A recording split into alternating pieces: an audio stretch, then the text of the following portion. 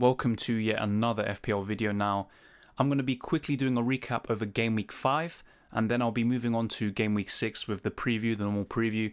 But I have to say, I fought the temptation to Wildcard many times, and I haven't played it yet, by the way, so don't worry about that, but I may do so, and I'll be explaining why.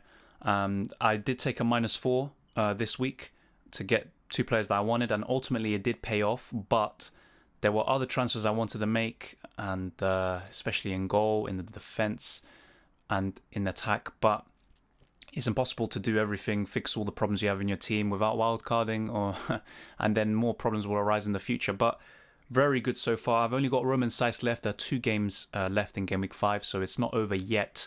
But 69 points with the -4, so 65. And I've actually gone up in rank so far, so we'll see how Roman Saiss does and how Wolves do. And that may influence my final rank by the end of Game Week 5. But very happy so far this season, I have to say. Very, very happy. But yeah, there's still a few problems in my team. Some of the same ones from last week, but it's just impossible. And I have to say, the KDB injury did change things for the better for this game week because of the transfers I made as a result. But yeah, there's just a lot of things to analyse. Now, McCarthy in goal. I have to say, what a great game this was against Southampton. But yeah, McCarthy, and I can't trust him or Southampton's defence because, yeah, I mean, their defenders make so many mistakes and they play a high line and all of this stuff, and it was just perfect for Werner, I have to say, and Werner just absolutely delivered in fashion, and Pulisic was a big reason for that. But yeah, Reece James, I wanted to get rid of him, I really did, but the KDB injury meant I had to get rid of him. And I actually took a -4 for a striker because really you don't want to be taking hits for defenders. They rarely pay off. That's basically a success story to tell people if you get it right. But yeah, Reece James definitely want to get rid. Like, this guy's not playing, and if he does play, he'll be from time to time. I can't just keep, absorbing these 1-pointers or these, him getting benched and then someone like Mitchell or Basuma has to come in to fill in. Like, nah, I really don't want that. Roman Saiss, we'll see if he plays today. There's always this rumour that he'll lose his spot, but, Marcel should come back if he's fit at left wing back, but Saiss should just go back to left centre back. I don't really see a problem, but let's say if he does get benched or something like that, that is something that I just can't tolerate, even if it's just one game. I want someone who's playing 90 minutes week in, week out at that price in the defence. And if I'm honest, I want to be spending less money in the defence overall, and Saiss, someone like him anyway, would be one of the most expensive assets in defence that I would have. Trent Alexander-Arnold, though, very disappointing. He could have got an assist and maybe a goal. But yeah, it's just very disappointing. He got back-to-back returns in Game Week 2 and 3, but apart from that, very disappointing. I mean, a -1 against Villa, which was a freak result, but then 1 point against Everton and Leeds, like, just not good enough. But good fixtures in the future, but I have to say, on a wild card, Robertson is the guy. For sure. Although I have to say, if I do get rid of Trent, probably keep him because he always produces when I get rid of him. And as for Justin, last minute goal conceded, otherwise he was on for 6 points. And you never know, maybe a bonus or something. But yeah, just Leicester, don't trust him defensively. And James Justin, he's going to lose his spot soon, so he's another player I really want to get rid of. And some tough fixtures ahead. I really wouldn't want to have a Leicester defender, should I say, for this period. And as for the midfield, I have to say, look, you got Heung-min Son, Pulisic, Salah, and James Rodriguez. And yet, the -4 that I did take, which I did state in a comment, by the way, in my last video. So I tend to leave these transfers late. So I post a comment and I pin it of my last FPL video, and I do the same for UCL Fantasy if you want to check them out.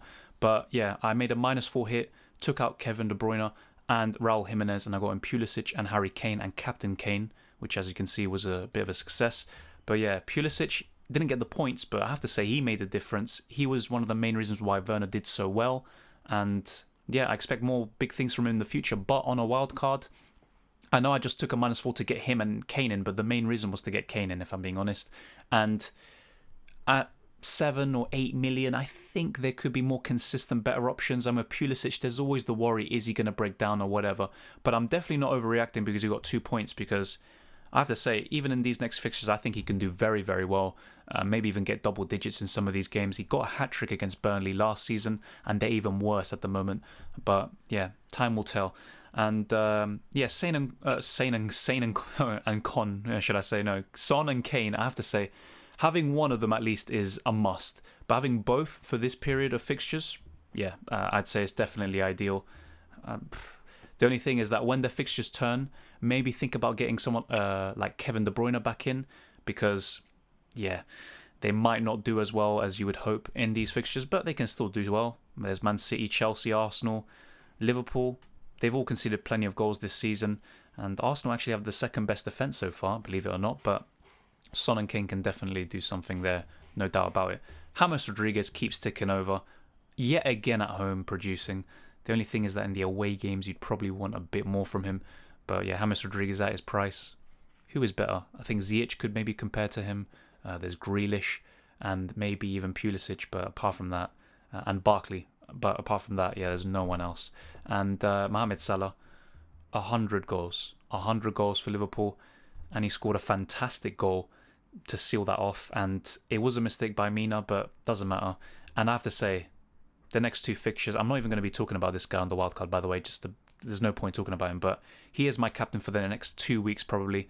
I would be very surprised if I deviate from that. Hopefully he doesn't get injured or anything like that. They already had Van Dijk out for a long time, which obviously, as I discussed with Trent, like that, it makes him even less appealing. But I still would recommend one Liverpool defender, believe it or not, for their attacking potential. But don't expect too many clean sheets this season compared to years gone by. That's pretty much how I see it. As for the attack, yeah, Kane, there's no need to talk about him, but I have to say, taking a -4 on captaining him was the right thing to do. The perfect response to replace Kevin De Bruyne. There was no way of me just getting Kane in without having to also, change someone else like Kevin De Bruyne, obviously. I didn't want 10.6 million on my bench, but Kane did very well, and happy with the points. And like I said, 69, 65 overall with the -4 taken into account. And it is a good team. Like, you would look at it and say, well, there's not too many reasons to wildcard. You've got a good midfield, you've got a very good attack, and you've got a decent defense. But I don't know, there are certain players I want in my team just too much. And to be honest, I could have wildcarded last week and I would have gotten even more points. And it's more of a long-term thing. I'm not just looking at game week 5 or, in this case now, game week 6. I'm looking more at the long term. And yeah, this is my wildcard draft. And I have to say, I've made 2 videos so far on these wildcard drafts, and I have changed them quite a bit from each game, because obviously between each game week, there are different things that happen, different players that pop up, and things become clearer. But I have to say, I am probably going to start steering away from having 2 up front and try to have 3 at least, even if it's Watkins, who's 6 million. I wouldn't mind. I really wouldn't mind having someone like him up front. But this is my team, and I'll be just going over these decisions, and I want you lot to give me your suggestions down in the comment section below. I'm going to be asking one key question, which might be a deciding factor in if I wildcard for next week. And I've had a very good start so far. Obviously, I'm 87k, and holding a wildcard, I can see the benefits of it. But I do have plans in my head to navigate around, any potential injuries or changing fixtures, maybe changing patterns with maybe City players becoming more viable options and stuff like that. I have all of this in mind after playing the wildcard, so I think I would be pretty prepared to kind of navigate through everything and make the right decisions. But in goal, it has to be Martinez. It really has to. Like, there's no one else really. And I have to say, I don't want to sound like I have too many regrets, but if Aston Villa actually had a fixture in game week 1, Martinez would have been in for sure. And there's also the point where he was still at Arsenal and he was 4.5 million. But yeah, no excuses. I got him in McCarthy's a good keeper, but on a wildcard it has to be Martinez, and he's 4.7 million. He's going to go up even more. His ownership's going to go up, and with good reason. Aston Villa have the least goals conceded so far with only 2. They've got pretty much one of the best defences in terms of expected goals. Everything just points towards that, and Martinez is the best performing keeper this season so far, maybe one of the best in the world. That's how good this guy is at the moment, and I would love to have someone like him in my team and cover Aston Villa defence. Now, Ben Chilwell, now I have to say, especially if Mendy is out, because apparently Frank Lampard keeps changing his tune, but he said that Mendy might miss the Champions League game. We'll see if Mendy also misses the game against Man United. But someone like Chilwell, he's mainly in for the attacking potential, and at home I would expect some clean sheets. But I have to say, not as attractive obviously as he was after the Palace game, but he's not going to sustain that. Obviously, it's never going to happen, and there are so many options, not only at his price bracket, but also just in general. Like in the defense, I would suggest spending less money. So you could have one Liverpool defender, one 5.5-ish defender, and maybe one 5 million, and the rest should be like 4.5 million or literally a £4 million player. I'm really not too keen on Chelsea defenders as well. Like I said, one clean sheet away from home since Frank Lampard has taken over, and that was against Spurs, who had 10 men. Like stuff like that really puts me off Chelsea defender. But there are other alternatives. Like I said, I want you lot to help me down in the comment section below when I get to it. Mitchell would just be staying because Ferguson, the dream is killed now because Klein moved to Crystal Palace and he'll probably be starting. And yeah, Kilman, yeah, he got 9 points against Fulham, but he's not going to be a starter most of the time. And if he does, then yeah, welcome to my team. And I'll be watching the game today and seeing if he plays. But Kilman, I would not expect to be starting. Definitely not. If he does, though, yeah, he'll be in there, save an extra 0.1 million or whatever. And yeah, Mitchell's gone. As for Dallas, he's playing in midfield. And he also can play as a right back. He can just play in so many positions. He plays every single minute under Bielsa. And Leeds have a good defence. They will get more clean sheets. Not too many. Don't expect a clean sheet every 2 or 3 games. But Leeds can do well in this league. I think they will do well. They're already doing a good job. But yeah, Dallas at 4.5 million. It's between him and Eiling. But I think Eiling is filling in at centre-back right now due to injuries. So I would go with Stuart Dallas. That is my pick. And yeah, not too much thought goes into it at 4.5 million. Even though the points totals so far don't suggest it, I think that Dallas is one of the best options at his price. And moving on to Robertson, like I said on a wild card, between him and Trent, it has to be Robertson. Apart from the freakish 7-2 result against Villa, he has produced in every single game. And he's already gone up in price, which is a bit disappointing. Same with Chilwell.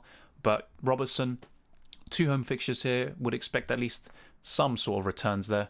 Although there's never a guarantee. I have to say that Robertson, even with Van Dijk being injured for so long, I just want him in my team. And he's a differential as well compared to Trent. So yeah, he's someone else that I want. So that's already quite a few changes, as you can see.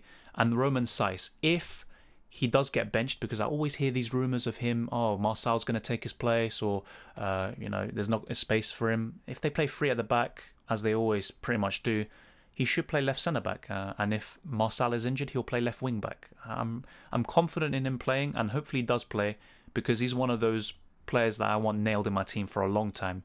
And yeah, Roman Saiss plays for a good Wolves defence, one of the best in the league, even though it hasn't been shown so far this season. But yeah, Marcel, Saiss and Cody, probably the best you can get. Semedo, yeah, maybe a bit more attacking potential, but Saiss has the goal threat from set pieces especially. I'm not too concerned. I think as long as he plays, I'm happy and he stays in my team. And moving on to the midfield, well, there's a lot to go through. Always remember to charge your batteries, always remember. But the midfield, I have to say, this is where I want you lot to help me. So as you can see, I do have Barkley, and it's not reactionary because I will admit, as much as he's playing very well, and he's basically returned in both of the games that he has started, as you can see here, yeah, against Liverpool and Leicester. What I have to say about this guy, I prefer having Grealish. And even though Ross Barkley has a very, very good expected goal involvements of 0.87, I believe, Grealish is over 1.1 expected goal involvement, and Grealish has the most penalty touches of any player apart from Mohamed Salah. I have to say, Barkley, for his price, probably the best you can get so far this season, and playing so advanced in a very good Villa side so far this season. But Grealish is the one I really want, and someone I would expect to do very well. But in order to do that, in order to get Grealish, I would have to make 1.3 million elsewhere. But how do I do that? Well, let's just add Grealish in here. I would have to downgrade, well, someone else obviously, but the 2 main candidates for downgrading would either be Chilwell or Danny Ings. Why would you downgrade on Kane, especially in the form and him and Spurs are in offensively? Why would you downgrade Son? Why would you downgrade Calvert-Lewin? Why would you downgrade Salah? Why would you downgrade James Rodriguez? That's how I'm seeing it, by the way. How would you downgrade Roman Saiss? How would you downgrade on Dallas? How would you downgrade on Robertson? But there is an argument, but I think Robertson, he's just so consistent. How would you downgrade on Martinez? So I'm just a quick summary, basically, of the people I think shouldn't really be downgraded. It's between Chilwell and Danny Ings to make space. So let's say if I get rid of Danny Ings, let's see, with all the strikers that come up, I could get Callum Wilson, good player. He does well with what he's given in terms of supply, but he plays it for Newcastle, who aren't reliable offensively. I had Saint Maximin and he pretty much did nothing for me, and then I got rid of him taking hits as well. Malpai, similar thing. He's done well this season so far. Brighton are a good attacking team. I would probably prefer Malpai over Wilson, but Malpai has scored most of his goals from penalties. Then you have Danny Ings. I have to say, even though he's got less points than both of these players and they're cheaper, Danny Ings last season, look what he did, and then look how consistent he is. He's pretty much, he's blanked twice, but he's produced in every single other game. So I do like the look of him. That's why he's in this draft. But if need be, I would have to downgrade him for someone else. There is Watkins, but let's be real. Let's be very real. Having him, Grealish and Martinez, of course, look, it will be here. Too many players selected from Villa. Who would expect anyone to have something like this happen from the beginning of the season? But yeah, having Grealish and Watkins seems a bit overkill. And just look at this. This would be too much over-reliance on three teams. Double Villa attack, double Everton attack, double Spurs attack. Come on, like that's too much. So someone like Watkins, if I get Grealish in, it's just a no-go. Or Barkley even. So really, like I said, it would be probably between Wilson, Malpai, and and maybe Bamford you could go for, but I'm not sure. Che Adams is good, but yeah, if you want a Southampton player, it really has to be Danny Ings. So not going to lie, I am more leaning towards having Ings and keeping him, and the other alternative would be making 1.3 million from Mr. Chilwell. But the problem with this is that I would probably have to start Dallas most weeks, and although, like I already said, Dallas is a good FPL option, I would rather him be my fourth defender / my first substitute rather than be a consistent starter. That is the only problem I have with him. But at 4.4 million, if I'm being real, I don't think there are too many options. There's Balbuena, who stands out a bit.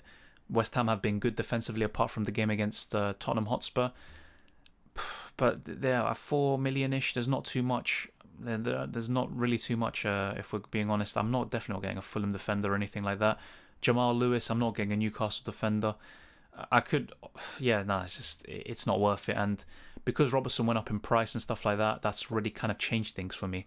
And I think Grealish actually went up in price as well. Yeah, he did. So, just things change quickly. And Martinez is going to go up in price soon. More players are going to go up in price. Maybe even Dallas even. But yeah, that's the thing. I would rather keep Ings, because look at that attack and then look at that midfield. Very, very good. And Robertson Saiss is a very good defence. And then even Dallas adding to it, it would be good. But I would rather have another good option here rather than just someone half-hearted like maybe Balbuena. It doesn't really make sense, in my opinion. But if there are any options around 4.4 million, let me know. And maybe what I could do is just get rid of Mitchell. Bye-bye, Mitchell. Get Kilman in. Let's just type in his name quickly. Yeah, there we go. And then I have 4.5 million, and then it gives me a bit more options because, at 4.4 million, there's basically no one. And there's Kyle Walker-Peters, who stands out, obviously, with his assist potential. But Southampton aren't really good defensively. And wouldn't want to get another Leeds defender. That's a bit overkill. Yeah, looking through this list, there's not too much, really.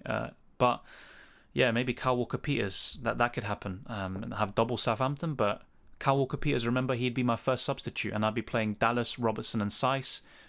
Dallas and Kyle Walker-Peters would be rotating. I'd have Danny Ings, Kane, Calvert-Lewin up front. In midfield, Grealish, Salah, Son, and James Rodriguez. Because, like I said, I don't want to have too much over-reliance on three teams offensively. I want to have a bit more distribution. And with Danny Ings there, who's consistent, who I know will produce most weeks, I've got a bit more variety as well in the attack and in the teams that I have at my disposal. So let me know, you lot. So basically, to sum it up short, because I know it was a bit of a long, winding kind of explanation, should I get Grealish or Barkley in the midfield? And if I do get Grealish, who I prefer, I've already said that I do prefer having Grealish, who should I downgrade? Should I downgrade Chilwell to Kyle Walker-Peters and then Mitchell to Kilman, who will basically just be bench fodder? Or should I downgrade Danny Ings to someone like Malpai or Callum Wilson or Bamford or Watkins even, and actually, go all in on Aston Villa?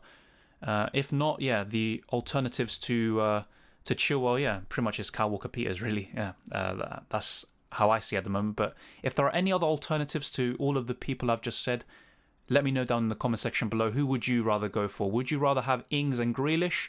Or would you rather have just Chilwell and Barkley and Ings? Like, just tell me the combinations you think I should go for. I'll also be posting a comment just to make it more clear, just so you can see it written and you can kind of just, remember it and respond to it. But yeah, it's tough decisions to be made. Like, I've had a very good start this season. I've pretty much had 2 game weeks where I had 70 plus points. I'm bound to get 70 plus points again this week. Well, with the -4, no, but you get my point. And I got 98 points in game week 4. Only one very bad week for me so far. So wildcard, yeah, that's a good point. But players like Martinez, I want to get in. Robertson, who already go up in price. Potentially Chilwell, Grealish, I really want in my team. Having someone like Danny Ings, so consistent up front, alongside Harry Kane and Calvert-Lewin. Maybe I'm spending too much in the attack. Maybe, I can see that point. But the logic behind it is, let's say after Spurs' fixtures kind of turn, the plan is, in like game week 9 or 10, as much as I would love to keep Kane, maybe get rid of him, get someone else in, like Watkins, there you go, like Watkins, and then get rid of Grealish and get Kevin De Bruyne back in if KDB is firing. If not, I could get KDB for Son and then kind of do similar change throughout the attack. Either Ings or Kane could make way. But I've already got kind of backup plans and ideas in motion, and I do think the wildcard would be worth it. That's what I do think, and I don't think it's unnecessary. I'm improving my goalkeeper, and he's a set and forget for the rest of the season, unless he gets injured or Aston Villa start conceding 5 every game or something like that. But this team would be something I'm very confident in. The only thing with this that you see on screen so far, like I said, is Dallas and Kyle Walker-Peters. They would be rotating for my 3rd defender spot, because I'd mainly be playing 3-4-3, and that's not too bad on paper, but yeah, I don't, there could be better options in defence, potentially. Maybe someone better than Kyle Walker-Peters, for example, but I think as a rotation, that will be good, and Robertson and Saiss will be set and forget in my starting 11. Same with the midfield here, the 4 midfielders and the 3 strikers. But yeah, let me know down in the comment section below. I'd really appreciate your feedback. Same with UCL Fantasy. I have to say, if you haven't seen my videos, check them out. I appreciate everyone who's been commenting down below on those, because some of you have given some fantastic suggestions on there. And if you check my recent UCL Fantasy video, I have posted a pinned comment where I explain the changes I have made ahead of Game Week 1, which is tomorrow. So be prepared for that if you play UCL Fantasy 2.